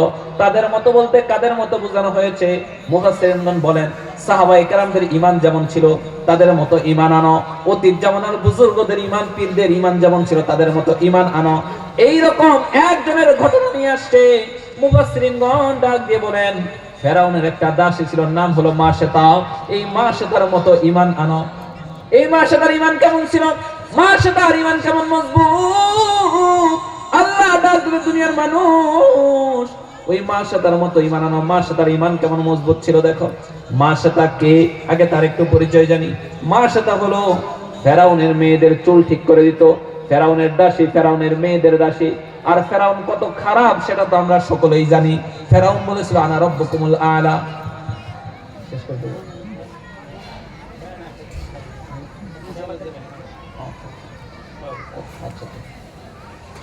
খারাপ লাগতেছে আপনাদের? না। আর অল্প সময় একটু বলি। এখনো ওই যে ওখানে লোক দাঁড়ানো আছেন, এটা খারাপ দেখা যায়, একটু বসেন। ফেরাউন কত বড় খারাপ ছিল এটা আমরা সবাই জানি না? জানি। এই খাড়ায় সেই বদমাইশে কি কইছে? আনা রাব্বুকুমুল আলা, আমি তোমাদের বড় খোদা। নাউজুবিল্লাহ বলেন। নাউজুবিল্লাহ। নাউজুবিল্লাহ বলেন। তুলে নাউজুবিল্লাহ বলেন। নাউজুবিল্লাহ। ফেরাউন আমাদের রব হইতে পারে না। একেবারে জবান খুলে বলবেন, যে বলবেন না তার ভিতরে কপটতা আছে। জবান খুলে বলবেন আমাদের রবকে। আল্লাহ। হাত উঠায় বলেন আমাদের রবকে। আরো জোরে বলতে হবে আমাদের রবকে। এই কথা যখন মা সেটা বলছে, দেখেন কি নির্যাতন তার উপর। ফেরাউনের মেয়েদের চুল ঠিক করে দিত মা সেটা। চুল ঠিক করে দিতে দিতে এক সময় মা সেটার হাত থেকে চিরুনিটা পড়ে গেছে।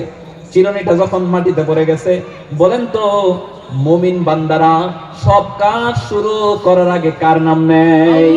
জোরে বলেন কার নাম নেয়? আল্লাহর নাম নেয়। এবার মা সেটা যখন ওই চিরুনিটা উঠাবে, পড়ছে বিসমিল্লাহ। যখন বিসমিল্লাহ বলে উঠাইছে, ফেরাউনের মেয়েরা ডাক দিল মা সেটা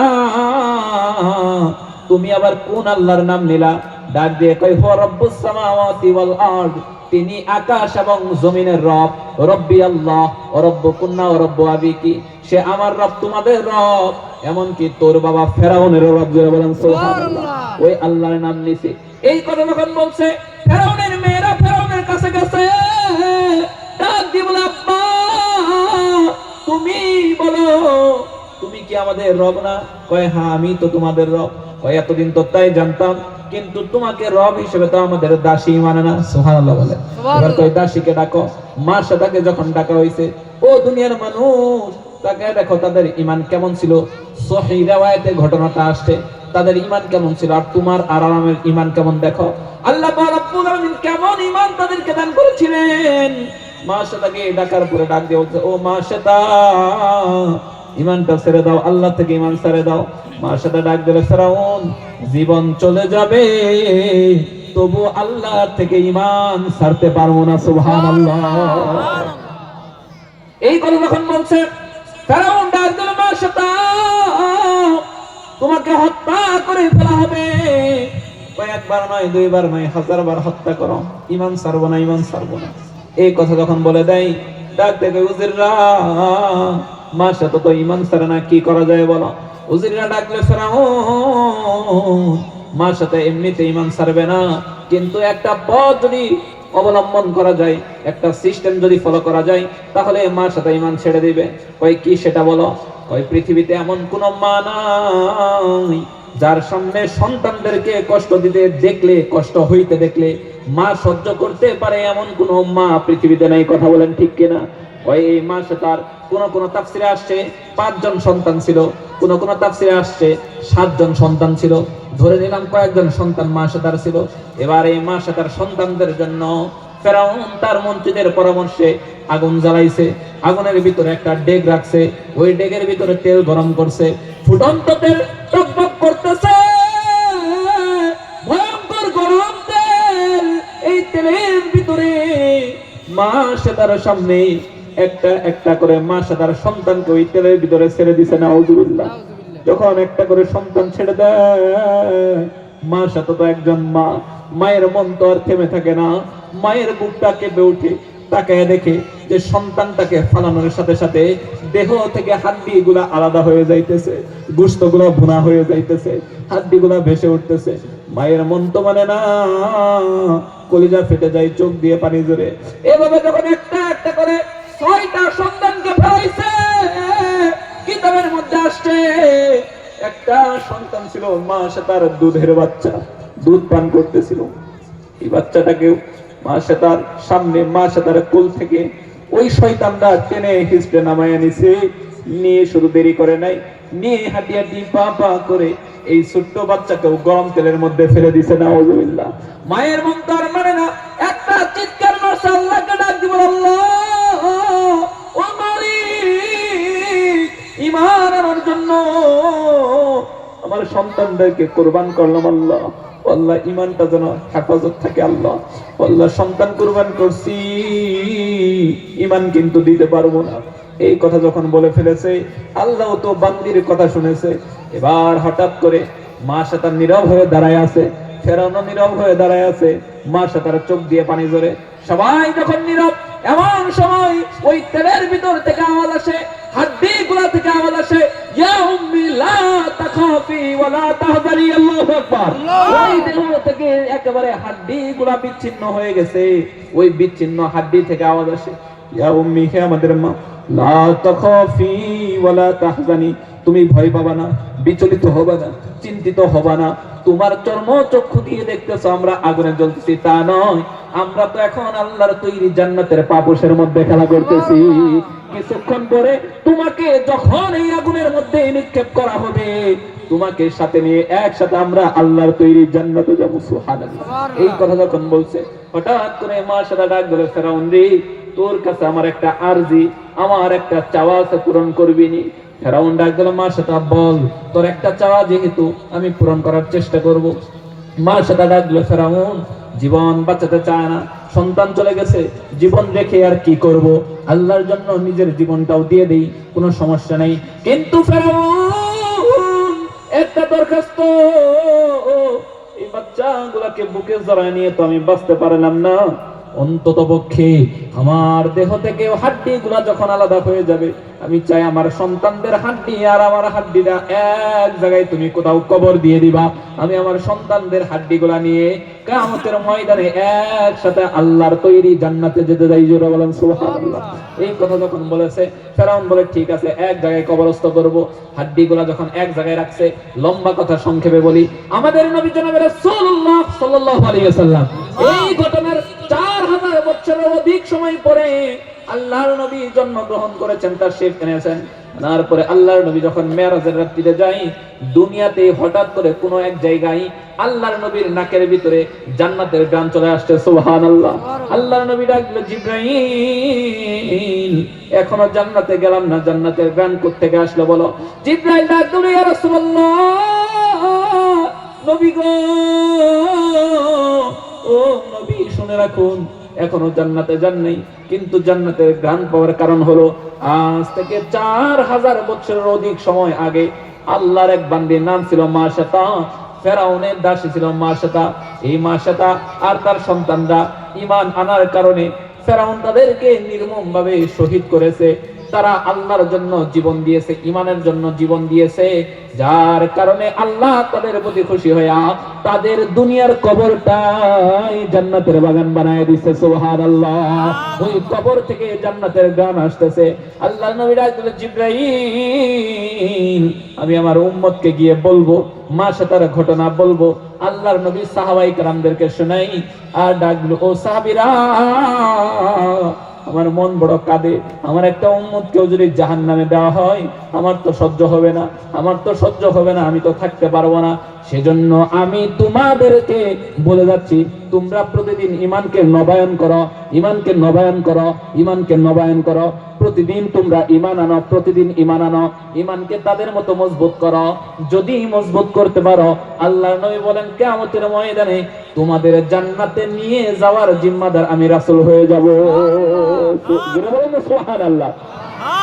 এমন এক রাসূল পাইছি, এই কথার ভিতরে অনেক গুরুত্ব লুকায় আছে, অনেক রহস্য আছে। আল্লাহর নবী জনাবে রাসূলুল্লাহ সাল্লাল্লাহু আলাইহি ওয়াসাল্লাম, যার চেহারাটা কত সুন্দর ছিল। আবু বকর ডাক দিয়ে বলে, দুনিয়ার মানুষ, আমরা যখন 5 দিন 7 দিন পেটের মধ্যে কোনো খাবার ছিল না, পেটের মধ্যে যখন পাথর বেঁধে রাখতাম, ও দুনিয়ার মানুষ শুনে রাখো, আমরা যখন আল্লাহর নবীর কাছে গিয়ে আল্লাহর নবীর চেহারার দিকে যখন তাকাইতাম, চেহারার দিকে তাকানোর সাথে আমাদের 10 দিনের ক্ষুধার কষ্ট দূর হয়ে যাইত। সুবহানাল্লাহ। এমন নবী, এত সুন্দর নবী, যেই নবীর চেহারা দেখেও কাফেররা মুসলমান হয়ে গেছে। এই নবী যখন মানুষের জন্য ফিকির করতেছে, মানুষকে ইমানদার বানাইতে চাই, মানুষ ঈমান আনে না, মক্কার লোকেরা ঈমান আনে না। এবার তিনি চিন্তা করলেন, ওই চলে যাব তায়েফে, মামার দেশে চলে যাব, সেখানে গিয়ে যদি দাওয়াত দেই তাহলে হয়তো মানুষ আমার দাওয়াত কবুল করতে পারে। ঘটনা সবাই জানেন, তায়েফে যখন দাওয়াত দেওয়া হলো, দাওয়াত দেওয়ার পর তারা তো ঈমান আনেই নাই, তারা আল্লাহর নবীর উপর এমন নির্যাতন শুরু করলো। ও দুনিয়ার মানুষ, যেই নবীর জন্য আল্লাহ তাআলা কত কত সুসংবাদ দিয়েছেন, যেই নবীকে আল্লাহ তাআলা নিজে হাবিব বলে ঘোষণা দিয়েছেন, যেই নবীর ব্যাপারে আল্লাহ বলেছেন, হাবিব আমার সমস্ত নবীরা আমাকে খুশি করতে চাই, আর আমি আল্লাহ আপনাকে খুশি করে মজা পাই। সুবহানাল্লাহ। এই নবী তায়েফের ময়দানে কি পরিমাণ রক্ত ঝরাইছে। হযরত জায়েদ ডাক দিল, দুনিয়ার মানুষ, তায়েফের সফরে আমি আল্লাহর নবীর সাথে ছিলাম, শুনে রাখো, আল্লাহর নবীকে কাফেররা 2 পাশ দিয়ে পাথর মারতেছিল। আল্লাহর নবীর চেহারার মধ্যে পাথর লাগে, আল্লাহর নবী বেহুশ হয়ে জমিনের মধ্যে পড়ে যায়। একবার 2 বার নয়, আল্লাহর নবী 3 বার বেহুশ হয়ে জমিনের মধ্যে পড়ে গেছে। নাউজুবিল্লাহ। এবার জায়েদ রাদিয়াল্লাহু আনহু ডাক দিয়ে বলে, দুনিয়ার মানুষ, এই নবীকে আর মাইরো না, এই নবীর মা নাই, এই নবীর আপন বলতে কেউ নাই, এই নবীকে আমি নিয়ে চলে যাচ্ছি। জায়েদ রাদিয়াল্লাহু আনহু আল্লাহর নবীকে জড়ায় ধরলেন, ধরার পরে একটা বাগানে নিয়ে গেলেন। বলেন, দুনিয়ার মানুষ শুনো, আল্লাহর নবীর শরীরের ভিতরে তখনও পাথর লেগেছিল। নাউজুবিল্লাহ। আমি যেখান থেকে এই পাথর সরাইতেছিলাম, দেখতেছিলাম ফিনকি দিয়ে রক্ত বের হইতেছে। আল্লাহর নবীর গা মুবারক থেকে এত পরিমাণ রক্ত ঝরছে, আল্লাহর নবীর পায়ের সাথে নিজের জুতাটা লেগে গেছে। আমি যখন জুতার ফিতাটা খুলে যখন আমি টান দিছি, আল্লাহর নবী ডাক দিল, যায়েদ তুই আমার জুতাটা নিস না, মনে হইতেছে তুই যেন আমার কলিজাটা ছিঁড়ে ফেলতেছিস। নাউজুবিল্লাহ। নবী যখন এত কষ্ট সহ্য করেন, নবী এবার আল্লাহকে ডাক দিছে, আল্লাহ তুমি আমাকে কার কাছে ছেড়ে দিলা? জন্মের আগেই বাবাকে হারাইছি, বাবার চেহারাটা দেখার সৌভাগ্য আমার হয় নাই গো আল্লাহ। মাকেও হারাইছে ছোট্ট অবস্থায়, যারা যারা আমাকে আদর করছে তাদেরকেও হারাইছি, দাদা দাদিরও হারাই ফেলছি। আল্লাহ কার কাছে ছেড়ে দিলা? আল্লাহ কার কাছে ছেড়ে দিলা? ফেরেশতারা পর্যন্ত কান্দে, আল্লাহকে ডাক দিয়ে বলে, আল্লাহ তোমার হাবিবের দিকে তাকাও, তোমার হাবিব কান্দে, একবার তাকায় দেখো। আল্লাহ ডাক দিল, হাবিব যা বলবেন তাই কবুল করা হবে। ওয়ালা সাওফা ইউতিকা রাব্বুকা ফাতারদা, আপনি যা চাইবেন তাই দেওয়া হবে। আপনি দোয়া করেন আমি ধ্বংস করে দেব, তায়েফবাসীকে ধ্বংস করে দেব। এখন দেখেন ও দুনিয়ার মানুষ, ও কপালপুর উম্মত, কার পিছনে দৌড়াও? তোমার নবীকে তুমি চিনো না। নবী এত কষ্ট সহ্য করার পরে আল্লাহ যখন অফার দিল, আপনি যা দোয়া করবেন আমি তাই কবুল করব। আল্লাহ ওই তায়েববাসীর জন্য বদদোয়া করে নাই, আল্লাহ নিজের মেয়ের জন্য ভালো কোনো দোয়া করে নাই, আল্লাহর নবী নিজের মেয়ের জন্য ভালো কোনো দোয়া করে নাই, আল্লাহর নবী হাসান হুসাইনের জন্য ভালো কোনো দোয়া করে নাই, নিজের জন্য আল্লাহর নবী কোনো দোয়া না করে আল্লাহর নবী ডাকলেন, আল্লাহ তুমি আমাকে বললা এখন আমি যা চাইবো তুমি আমাকে তাই দিবা। ও আল্লাহ এখন আমি কিচ্ছু চাইবো না। ও আল্লাহ এই দোয়াটা আমি সংরক্ষণ করে রেখে দিলাম, আমার জন্য রেখে দিলাম, এই দোয়াটা রেখে দিলাম। কিয়ামতের ময়দান যদি ইনকাম হয়ে যাবে, আমার উম্মতের গুনার কারণে আমার উম্মতদেরকে যখন জাহান্নামে নিয়ে যাওয়া হবে, তখন আমি এই দোয়াটা আপনার কাছে করবো, আল্লাহ ও আল্লাহ আপনি আমাকে ফেরাইতে পারবেন না। মুফাসসিরিনগণ বলেন কিয়ামতের অবস্থাটা কি হবে? আল্লাহ তাআলা যখন এই উম্মতে মুহাম্মদীকে জাহান্নামের অর্ডার করবেন গুনাহের কারণে, উম্মতে মুহাম্মদী জাহান্নামের দিকে যাইতে থাকবে। এমন সময় আল্লাহ পাক রব্বুল আলামিন যখন উম্মতে মুহাম্মদীকে জাহান্নামে যাইতে বলবেন, জাহান্নামে যাইতে থাকবে উম্মতে মুহাম্মদী। এমন সময় আল্লাহর নবী সামনে দাঁড়ায় যাবে, ডাকলো ফেরেশতারা আমার উম্মতকে জাহান্নামে নিয়ে যায় না, এই উম্মতের জন্য বড় কষ্ট আমি করেছি, আমার এই উম্মতকে জাহান্নামে নিয়ে যায় না। এই কথা যখন বলবে ফেরেশতারা ডাক বলবে, আল্লাহর নবী আপনার যা কিছু বলার আছে আল্লাহকে গিয়ে বলেন, আমাদের তো করার কিছু নাই। এদিক দিয়ে আল্লাহ পাক রব্বুল আলামিন সমস্ত নবীকে ডাক দিলেন, নবীরা যান আপনারা জান্নাতি, আপনারা জান্নাতে চলে যান। সব নবী জান্নাতের গেটে যাবে, যাওয়ার পরে দেখবে জান্নাতের দরজা লাগানো, দরজা বন্ধ করা। এবার আদম নবী ডাক দিয়ে বলবেন, ও জান্নাতের প্রহরীরা জান্নাতের দরজা খুলে দাও। জান্নাতের প্রহরীরা বলবে, কে আপনি পরিচয় দেন? কয় আমি আদম নবী।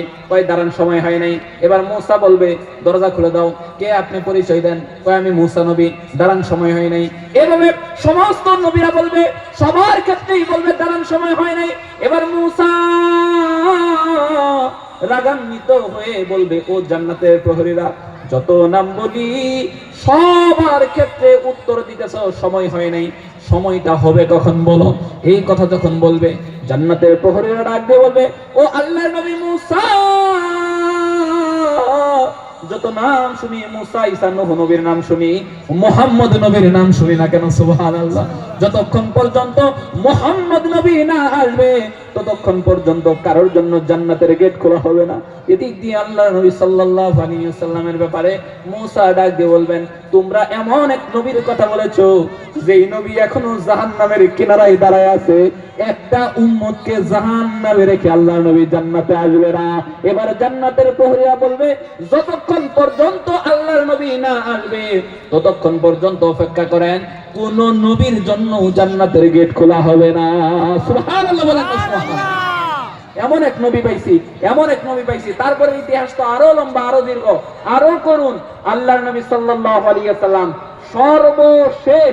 সর্বশেষ উম্মতকে নিয়ে আল্লাহর নবী জান্নাতে যাবে। সুবহানাল্লাহ। এমন এক নবী পাইছি। এই নবীর জন্য মায়া মহব্বত থাকার দরকার আছে না নাই? আছে না নাই? আল্লাহর জন্য মায়া মহব্বত থাকার দরকার আছে না নাই? আল্লাহ তাআলা সবাইকে আমাদেরকে আশিকে রাসূল বানায়া আল্লাহ প্রেমী হয়ে প্রকৃত ঈমানদার হয়ে কবরে যাওয়ার তৌফিক দান করুক। ওয়া মা আলাইনা ইল্লাল বালাগ। আসসালামু আলাইকুম ওয়া রাহমাতুল্লাহি ওয়া বারাকাতুহু।